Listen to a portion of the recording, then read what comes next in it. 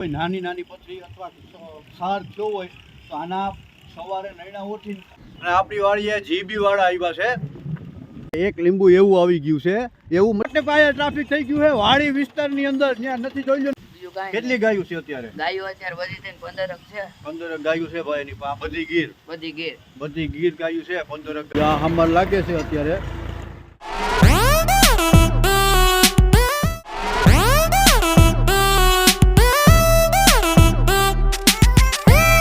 તમારા બધાનું સ્વાગત છે મારા આજના નવા બ્લોગમાં.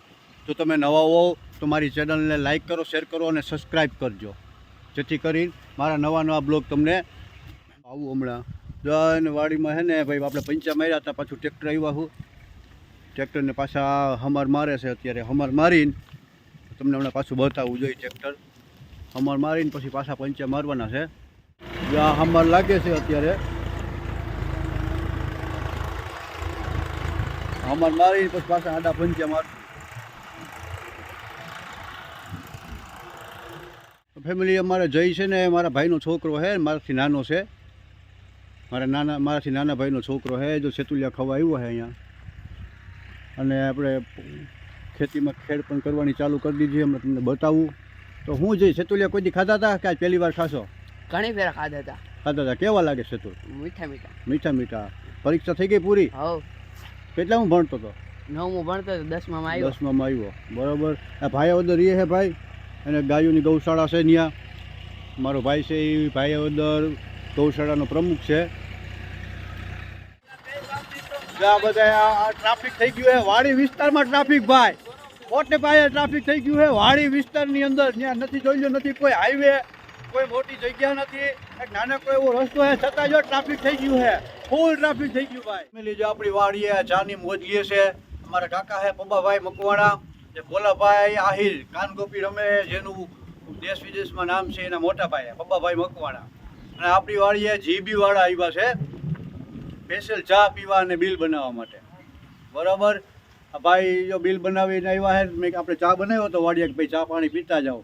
આયરનો આશરો તો યાર, આયરનું નામ છે. આપણે ચા વાડીએ આપણે ત્યાં કોઈ આવ્યા હોય ને ચા વગર ના જાય તો એમાં આપણો ધર્મ છે. હું કયો ફેમિલી? મિત્રો આપણી આ લીંબુડી છે એમાં એક લીંબુ એવું આવી ગયું છે. એવું મતલબ એક લીંબુ આવ્યું છે. જો આ એક લીંબુ લાગી ગયું છે, તો બીજા 2-3 છે અંદર. ફાલ લાગ્યો છે ધીરો. મેં એવું જ વખતે તમે આગલા બ્લોગમાં કીધું ને એમ, હું લાગવા માંડ્યો છે. આવતે વર્ષે લાગી જાય 100%. જો આપણી લીંબુડી છે 4 વર્ષની છે, 8-10 ફૂટની ઊંચાઈ છે. ફેમિલી આપણે છે ને જો અત્યારે આ ચીકુડી છે મારી વાડિયામાં. ચીકુ ઉતારી લઉં. હવે આ ચીકુડીની સિઝન એન્ડમાં છે. જો આમાં કોક છે એમ તો સારા દેખાય છે. હમણાં ઉપર ચડીને ઉતારી લઉં.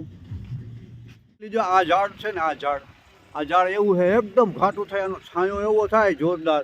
ઉનાળામાં તમને બહુ મજા આવે છે. અને આ આજ વખતે મને છે ને મારી વાડીએથી આને બધાની ડાયરું લઈ જાય છે. બધા જે આજુબાજુવાળા ગામના હોય ને ઝાડવાના. એને લીધો અત્યારે હું આપ જોઈ રહ્યા છો ચીકુડી ઉપર ચડ્યો છું. ચીકુ ગોતું છું. આ સિઝનનો એન્ડ છે એટલે થોડાક ગોતવા આકરા લાગશે. તો હા એકદમ ઉપર આવ્યો છું ચીકુડીની. બરાબર. તો અમારા છોકરીઓ માટે લઈ જાઉં થોડાક. એક આંખ મળી છે, એ નીચે પડી ગઈ છે. આપણે નીચે જઈને તમને બતાવું. બાકી જો અમારે થોડા દૂરથી પકડવા પડે છે. પવન છે, થોડીક બીક લાગે ભાઈ. આંખ છે. હા ગજબ મીઠું હે ભાઈ, સાકર જેવું મીઠું. આવી મીઠાઈ ક્યાંય રેકડીમાં તમે દુકાનેથી લ્યો એ ચીકુમાં આવી મીઠાઈ બધી છે ને એમને એમ કાચા ઉતારી લેતા હોય, પછી પકવે કાર્બનથી કે જેનાથી પકવતા હોય એનાથી. આ ઝાડે પાકેલું ચીકુ હોય અને હાંક કહેવાય. અને આની મીઠાશ ગમે એવા એક ચીકુમાં ના હોય. બહુ મીઠું મધ જેવું છે ભાઈ. છે ને આજે હજુ છે ને જો અહીંયા મેં આ હેઠામાં થોડોક લૂચો હતો ને તો હરગાવતો હતો ને, આ ઝાડું બિચારું મારું જો હરગી ગયું. એ 2 ડાળું હરગી ગયું છે બિચારી. ગોરાવાત માંડ્યું ધીરે ધીરે. પાણી થોડી મહેનત કરવી જો હે. એટલે આવું કંઈ હરગાવતા હોય મારો ભાઈ, જો આવું કંઈ હરગાવવાની બાજુમાં ઝાડવા હોય ને તો થોડુંક એનું રક્ષણ કરજો. મારાથી તો મિસ્ટેક થઈ ગઈ છે. ઝાડવા બને ત્યાં સુધી હરગાવવા ન દેતા મિત્રો. તો ફેમિલી જો અત્યારે હું ને જય બેન અહીંયા વાડીએ જો ટાટો છાંયો છે. હાઈ ક્લાસનો ઝાડ વળી ગયો, ઠંડો પવન આવે. મજા હિચકી છે. અને આમ આપણે ટ્રેક્ટર હાલે છે. જયના પપ્પા, મારો નાનો ભાઈ ગોપાલ નામ છે, ભાઈ ઉદર્ય છે. જય મુરલીધર નામની ગૌશાળા ચલાવે છે. બરોબર આવું છે. અને જો અહીંયા ઠંડો ઠંડો પવન ભાઈ છે ને અમે હિચકી છે. શું કે છે, કેવી મજા આવે? બહુ મજા આવે. વાડીએ મજા આવે, ઘરે વાડીએ મજા આવે. વાડીએ મજા આવે. જો કે આ તો ભાઈ આપણે સિટીમાં રહીએ છે, ઉપલેટા ભણે છે, એટલે એને ગામડાનું બહુ કંઈ એટલું બધું જે ખબર ના હોય, પણ સિટીમાં મજા આવે. ગામડામાં બહુ કેમ કે એને શુદ્ધ હવા, ખાવાનું ચોખ્ખું, દૂધ, છાશ, પાણી બધું ચોખ્ખું. એટલે સિટી કરતાં એકંદરે ગામડું રહેવામાં ક્યાંય સારું. બરાબર ને? બરાબર. બીજું શું કઈ કયો? બીજું કાંઈ કેટલી ગાયું છે અત્યારે? ગાયો અત્યારે વધી થઈને 15 છે. 15 ગાયું છે ભાઈ એની પાસે. બધી ગીર ગાયું છે. 15 ગાયું છે. નાના મોટા થઈને દોવા કેટલી હજી? દોવા 3 દે. 3 દોવા દે. પછી હવે વ્યાજ પડશે ચોમાહામાં. બરાબર. લગવા ભરો કે ખાઈ પી જાવ? લગવા ભરે છે. ખાવા પીવાનું રાખતા હશો ને? એમ તો ખાવા પીવાનું રાખે, લગવા ભરે છે થોડા ઘણા. બાકી આવું છે. બરાબર. પેલી છે ને આ ઝાડવાની મને વાડી વખતે ચોમાહામાં ઘણા બધા મારા મિત્રો કે ડાળ છે આની ડાળ થઈ જાય છે. બરાબર. કે જે કોઈ ઝાડવું હોય એ ઝાડવાની અંદર સીલ નીકળતું હોય અથવા તો એની વડવાઈ નીકળતી હોય ને, કોઈ બી ઝાડવું હોય એની ડાળ વાવી દો ને એટલે તમે ડાળ થઈ જાય. અને ખાસ એ વસ્તુનું એક ધ્યાન રાખવાનું કે ચોમાહા પહેલો વરસાદ થાય એ ટાઈમમાં જ વાવવાનું. બરાબર. પહેલા વરસાદ ન થયો હોય ને ઉનાળામાં વાવશો તો પણ નહીં થાય.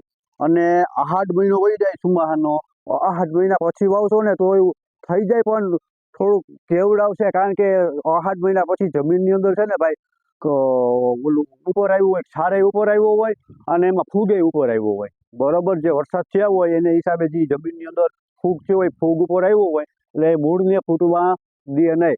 એટલા માટે એ ઝાડવું થોડુંક કેવડાવે. કદાચ ના પણ થાય. અને ઉનાળામાં તો નો જ થાય. પહેલો વરસાદ થાય એ ટાઈમમાં જ ઉપર વાતાવરણ સારું હોય, ઘારવાળું વાતાવરણ હોય, એમાં થઈ જાય. હું તમને બતાવું. હવે પછી બધા મને કહેતા હતા ડાળ લઈ જાવી. આજુ વખતે મેં એવું નક્કી કર્યું છે કે મેં હે ને ફોગ જબલા લઈ લીધા છે. જે ઓલા વાવવાના આવે ને કાળા નાના. બરાબર. કિલ્લાની માટી 2-2.5-3 કિલો હમાય એવડી માટી લઈને અમે લઈ લીધા છે કોથળિયું. બરાબર. તો હવે એ આની ડાયરું કાપીને વરસાદ થાય ને એટલે જે હું આ ડાળ છે ને, જો ભાઈ થોડી ઝૂમ કરીને બતાવતો ભાઈ, કે આવી ડાળ હોય ને, આવી ડાળ કાપીને હું કાતરથી કાપી નાખીશ. બરોબર. અને બસ હવે ઝૂમ આઉટ કરી નાખ અને વાવી દઈશ. આવી મેં એવી કોથળિયું લીધું છે. તો 15-20 નંગ જો આના વાવીશ. પછી આવું બીજું બતાવું. હાલ તો પછી આ છે સેતુલિયું. આની ડાળ બી થઈ જાય, સેતુલિયાની ડાળ બી થઈ જાય. અને આ વાવજો. આ આપણે પણ ખાવામાં ઉપયોગી આવશે. અને ઉનાળાની અંદર જે પંખીની અંદર ક્યાંય ખાવાનું ના મળતું હોય, આની સિઝન ઉનાળામાં આવે. જ્યાં સેતુલ છે, જ્યાં સેતુલ કાળા કલરનું જાવું મીઠું હોય. બરાબર. આ પંખી બહુ ખાય. એમાં ખાસ કરીને બુલબુલ. ઉનાળાની અંદર આમાં એટલું બધું, જો હું તમને અત્યારે બતાવી નથી શકતો, આમાં તડકાનું છાંયું છે એટલે. બરાબર.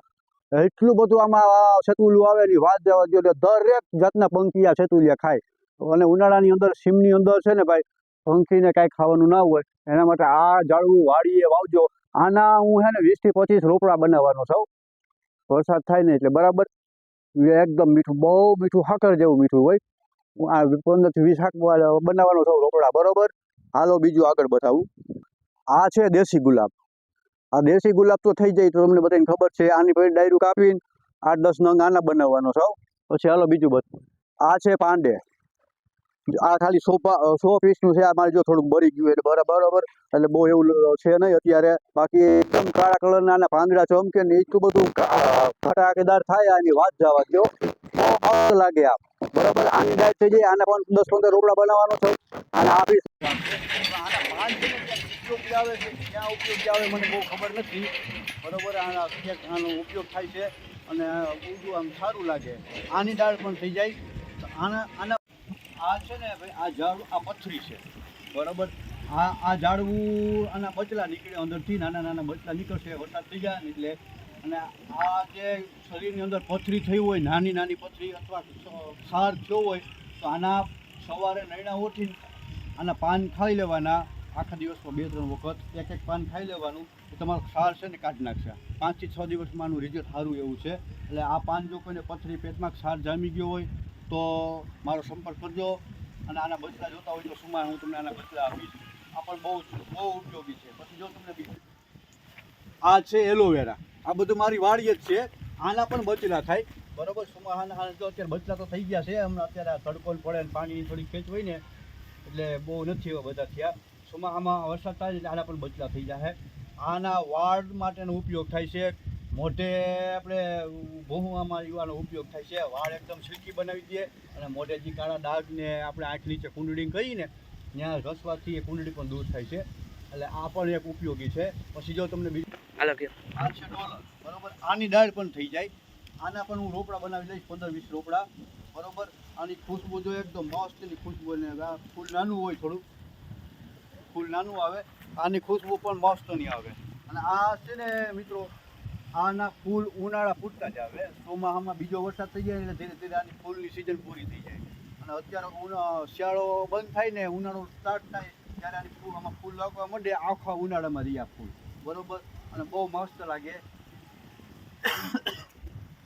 આના રોપડા પણ હું બનાવવાનો છું. પછી ચાલો આ છે જાસૂદ, આની દાળ પણ થઈ જવાની છે. જો આનો આ ફૂલ આવે, આના આ 12 મહિના આનાની સિઝન ચાલુ જ હોય. આના ફૂલ 12 મહિના આવ્યા છે. આની પણ દાળ થઈ જાય. આના રોપડા પણ બનાવવાનો છું હું.